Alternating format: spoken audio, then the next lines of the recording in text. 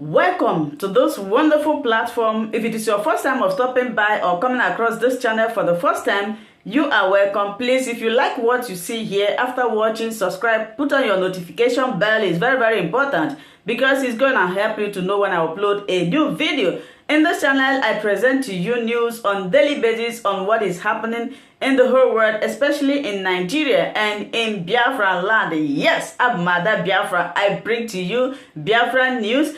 So before I do that, what I always do is that I analyze it and I sit down there to watch the video together with you. Then we'll come to the comment section to talk about it. Of course, everybody is entitled to his or her opinion. That is why the comment section is there for you to contribute, leave your ideas, your thoughts, your belief about the videos that you have watched. Please, as we are doing this, let us do it constructively. As we hop into today's video, remain blessed. I appreciate all of you. I appreciate your massive support in this channel. I want us all to have one mind with one love to attempt Biafra. Otherwise, it will not work. I cry for Nnamdi every blessed day. I cry for my husband every blessed day. Why? Because after the February Nigerian Biafran war, when me and my husband went to Ijo, they were so happy because they didn't know that my husband was alive. Yeah. They were very, very happy. The reception. And my husband so believed in Biafra. So he had a cousin, one Justice Agidi, is my husband's cousin. He's late now. He came, he told my husband, he said, is it true that this genocide is really true? My husband said, yes, it's true. So please, let us not give in to these Fulani people. You have seen what has happened in Afghanistan now. Eh? So let us work together to chase the enemy out. What population do they have? Do they have population more than us? But if we don't unite, like they buy some of our Igbo so-called politicians, Ngige them, and all that. Nyawode, I called Nyawode, my husband called Nyawode from the hospital. We spoke with Nnamdi. When I said Nnamdi, please support IPOB, support Nnamdi, he banged the telephone on me. I've not called him since. I'm happy that Mbazulika Amaechi is changing now. Because my husband spoke with him. He said, what do you think about? Why don't you people support all these young people? They are old, we are all old. Let them leave the young people to really, because all over the world now, young people, they rule now. So please, my appeal is please, let us work together, see how we can get our leader out of that dungeon. Okay, Mommy, you made mention of Nnamdi. You say you called him and you asked him to support the young Biafra activists, to support Nnamdi. What was his response? He banged the telephone on me. Okay. Yeah. But what happened is that my husband worked under Nnamdi's father. Nnamdi's father was the minister then in the Eastern region. So my husband was the only industrial officer in the Eastern region. He worked under the Nnamdi. So when Nnamdi was appointed Ohaneze, we called him to congratulate him. It was later I learned that the father was even a saboteur. But as at that time when they made him this thing, my husband and I called him. So my husband and I told him, say, I worked with your daddy. You hear me? We are happy that you're young and we hope that you're now going to encourage these young people. You hear me? So he was happy. He said, where are we? So that we have to meet. The second time I now called him because there was an information. In fact, I'm waiting for Biafra to be formed before there was let me say, I don't know whether to, I don't want to reveal it. So I called him, I said, listen, there is something that I would like the Igbo people to benefit, but I don't want to discuss it with anybody except, So he said, okay, if I can, that you are traveling to Lagos. So he gave me Ekweremadu's number. I called Ekweremadu more than 25 times. Ekweremadu didn't pick up. And by the way, Ekweremadu was the best friend of my nephew, my young nephew, who is at Abuja, who did computer. The name is Kene. And since Ekweremadu now crossed over, became a politician, if you see what Ekweremadu did to my nephew, my nephew had got a company, Oyibo people brought them to come, to go and see Ekweremadu, to see. Ekweremadu sort of didn't even. The wife just looked down on my nephew, Ekene. Ekene told me, all the same, since Ekweremadu didn't know me, I called him over 25 times, he didn't pick up. I said, okay. Nyawodo had said that he would spend only 3 days. When he came back, I called him. Me and my husband share. So he said, who gave me the number? I said, what? How did you get my number? I said, what do you mean? So you don't know me again? Are you not in Nyawodo? He said, no. I said, what's your name? He said, it's Engineer Adeyemi. I said, so in the alliance in the Adeyemi, okay, no problem. So I called my nephew at Enugu. You may hear of Atowanko. They buried him in December because he is a publisher. He is also a fighter. I have all my nephews, they are fighters. So I called him, I said, look, Nyawodo is telling me now that it's Engineer Adeyemi. My nephew said, don't mind them.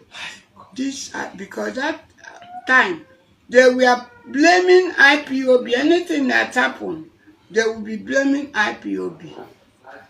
So he said, what they don't know is that the things that these boys go do them, all these politicians, that's my nephew. Yeah. So anyway, since he said he was coming back in 3 days' time, when I called him, he now said, how did you get the number? That he said, Engineer Adeyemi. So we left it at that. After several times again, my husband now called him. He didn't pick up. Then they now admitted my husband. So in hospital, UBTH. So my husband was calling him from UBTH. I was calling him from the house. Each time I come back to, because I was sleep at UBTH with my husband. In the morning, I come back to have a bath and eat, then go back to hospital. I was calling him. So I now got him again. I said, Nyawodo, I don't know, did my husband get you? Because he been calling you, couldn't get you. That time, saying him be Engineer Adeyemi again. So I said, then I got him. I said, look, Nyawodo. I said, why don't you cooperate with Nnamdi? So he banged the telephone on me till today. I didn't talk to him again. Numbers that I said I would call because I saw the comments he made and all that, which I didn't like. But I believe now that he's changing. So let me hope that all those old politicians will change for good. Yeah. Okay. Mommy, we have a lot of followers and a lot of viewers as well. Some are demanding to know you, some asking for your name. Can you repeat your name again once again before we proceed? Said, my names are Faith Nebechukwu Debekeme Mrs. D. Ikejan. I'm a daughter of a Reverend Canon Ikejian. J.E. Ikejian. My mother is Mweluti Ikejian. From where? From Anambra, Nri. Okay. Aguku Nri. Okay. Married to Chiki E. Debekeme. Okay. You know, of Ijo, Okay. Bayelsa. Okay. Ndoro, Toru Ndoro, Bayelsa. And you and your Biafra are proudly in support of Biafra and also in support of Nnamdi and IPOP. Why not? Okay. I told you that even the stamp we had and matches, I kept them. Yes. Even the Biafran money, what I had, I kept them. Okay. Yes. Okay. That will be a story of next time when you will review the Biafra items you got during the war. Earlier on when we were speaking, you made mention of how you and your family took care of the Biafra children that were starved and other things. Can you throw more light on it? How you took care of Biafra refugees during the war? Yes, during the war, we were to worry. You understand? Because, you know, during that war, we had a lot of friends. We had connected Wandu, that were builders. So they were looking for an expatriate builder. So we had one expatriate family. They were my very good friends in Manchester. You know, so we now connected them with Wandu. I don't know that you people go down about Wandu and Okafor Tenugu, Beza Tenugu. So they now employ this expatriate. So the man came with the wife. You understand? So we were getting information about, because at that time, now war between Ojukwu and Gowon. Are you hearing me? But the expatriates used to have their meeting. After meeting, those of them that are friends will come and tell us, look, what is happening. So they told us that war will start from Nsukka. But they said, tell your people, war will start from Nsukka. When you tell some of them, like, for example, Dr. Obonia,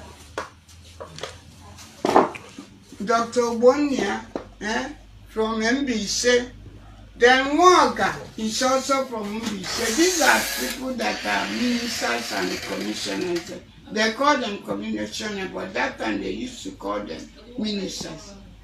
So when you tell them, say, don't worry, you know, because I was slim and young, they say, don't worry, Hausa people waiting. I said, don't say Hausa people waiting, they look. But anyway, eventually, war started from that Nsukka sector. So then, Ojukwu had to tell the expatriates to go, you understand? But that man that we connected with one with them, he didn't want to leave Biafra. But when he now left, when they were forced to leave for their own life, he committed suicide on board the ship because he didn't want to leave Biafra. Anyway, the war now started. After the war, now we had to come. I now discovered my husband Ijo belonged to Midwest or Bendel. And then the Asika, who was the one, this administrator water for the Eastern region, now said all non-Igbos should go, that we should go. Now, civil servant, because me and my husband, we were senior civil servant. So, but instead of going to Rivers State, I said no, because I'm a fighter. You cannot, if something is for me, then you tell me that I don't belong, I will not take it. You know. So we now came over here. By that time, that was 1971. I transferred my services to here. Yeah, but before then, you know, my husband, I had not been to my husband's place. So in 1959, I went to my husband's place to see the plight of the Jaws. So I was crying and shedding tears. How could they be treated like that? So when I came here now, I had to fight for them. Not fight by carrying, what do you call it, ammunition or anything. But they had what they call the Wickefest Commission. I went to give evidence here. So I told the Wickefest Commission that no government will be able to understand the plight of the Jaws, you know, except a government of the same, that have the same ecological problem like them. Because if you're to say 1 mile or 1 kilometer of road in the hinterland, it will take about 10 times the amount to start the same road over there. So I was speaking for the Jaws. I wasn't a politician, because when I transferred my services, I now found that I will not fit in here. So I now retired in 1971 on marriage ground. As I'm talking, no, my gratuity has not been paid, no pension, nothing. Yeah, but I didn't bother because God pushed me to start business, and then when I started the business was that God was just good to me, you know, and the Germans were sending this and made us distributor for the seeding and everything, you know, so we are doing very well. But what I'm saying, when I came here now we are hearing of more soap. Are you hearing me? Was Rike. So me and my husband started what they call prison service. That prison service we started was to take care of prisoners that are not from this Edo. For example, there was one Igbo man that came from Jos or Plateau. He was doing business with somebody here. And then when he now arrived, he didn't know that his friend had packed out of a house. So the landlord welcomed him. So while the man was asking, what about, the landlord said, wait, you ain't go call him. The next police came and arrested him, because the man didn't know where the tenant parked. So me and my husband, how can we work for God? We have to work for God through prison, through helping people.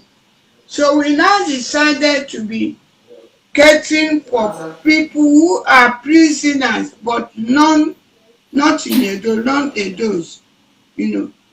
But when we now registered the thing and they went to prison, we found that the awaiting trials were so many. There was a man and they were awaiting trial, the man and the first son. The community somehow tried to get them to be arrested, and they were waiting trial for 5 years, no trial. So we now changed, me and my husband. Our plan was down to be attending to those on people that are not from Benin, strangers that may be in prison. But when we now saw that these awaiting trials were suffering, we said, okay, let us start taking care of. So we now started to get lawyers for them. We now had to interview them, you know, all their awaiting trials. Then we now had to connect them to their families. Like that man from Plateau, when we called him for interview, he told us, oh, he's an Igbo man, but that he came and this is how he found himself.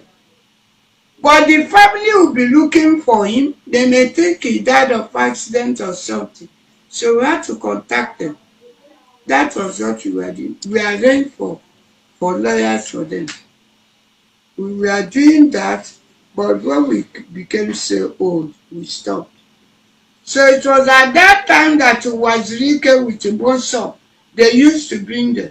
So me and my husband, we used to feed all the Christians, including our wedding trial and the staff, for Easter and for Christmas. I used to have a lot of fruits, so that's how we were born.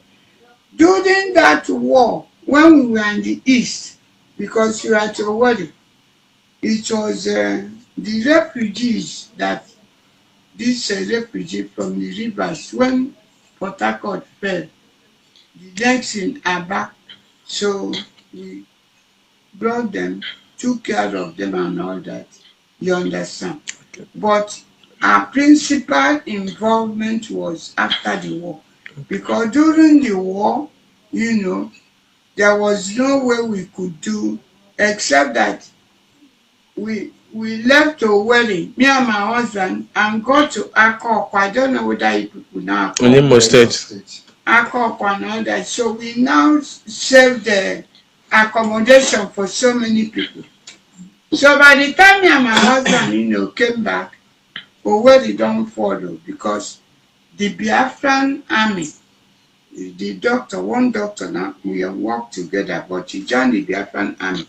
He came and told us that Obi is a barrack. That these people were there and they will start shelling any moment. You understand? So not IPOB, this was Wazirike people. Then Wazirike was now bought over. Yeah. So because by then I started hearing they stopped the history of the history in school. But when Nnamdi Kanu started with Biafran radio, I said, God has sent this boy. He now started all those things they covered. He now started opening up, showing the children for sure, those who died of starvation. You hear me? Okay, our grandma, you have spoken well. You have spoken well, honestly. I would like you to have a word of prayer to our leader, Nnamdi Kanu. Thank you. I pray for Nnamdi Kanu every blessed day. In fact, more than 2 times, sometimes 3 times a day, I pray for him. Because here is a man that is for the truth, unshakable, no matter what they offered him. It's like me. You can never bribe me, no matter. You can never. If I were to take advantage of my family connection at that time, because my brother went to get a recognition for Biafra then. I don't know whether you know, in country called Haiti. My brother, because the president of Haiti was my brother's classmate in US or Canada. You hear me? So Ojukwu sent my brother out. My brother was out when the war ended. But then after the war, all his certificates, everything, I had to find a way to get it out for him, to be able to get a job. He was even in Canada, the president of a medical association at one time in Canada was my brother. So I sent out his certificates for him. So praying for Nnamdi Kanu is, God knows, God searches the heart to know whether you are truthful, whether you are honest, or whether your heart is pure. Yeah. So Nnamdi Kanu has given a lot. He said, I will not disappoint you, but you will disappoint me.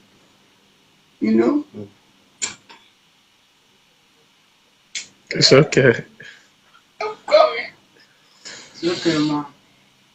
Mommy, don't cry, please.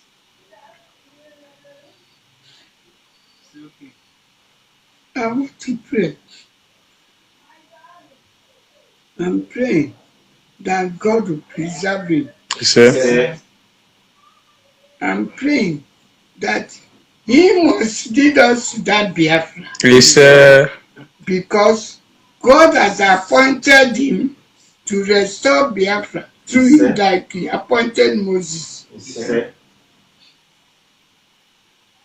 I'm praying that with all his mind and trust in God, God will never disappoint him. Yes.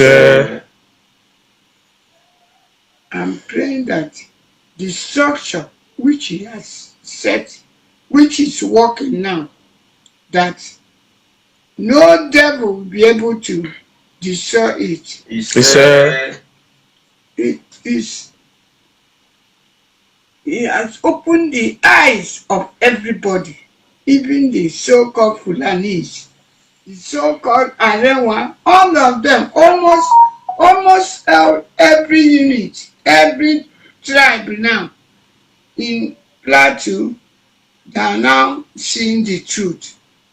I pray that all those who plan evil against Nnamdi Kanu, the pit which they dug for him, now them go enter am. Yes. Mordecai, Hammer in the Bible, dug a pit for Mordecai. When Esther was he said, you don't know whether God put you in this position for your people. So Esther said, go, you people should pray.